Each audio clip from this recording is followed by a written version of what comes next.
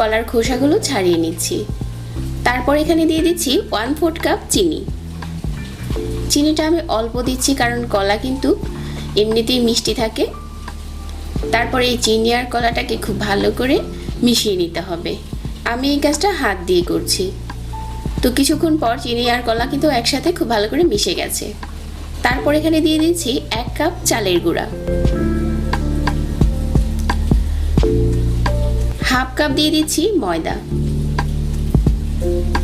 2 table চামচ দিয়ে দিচ্ছি পাউডার মিল্ক, 2 টেবিল চামচ নারকেল কুড়ানো, পরিমাণ মতো লবণ।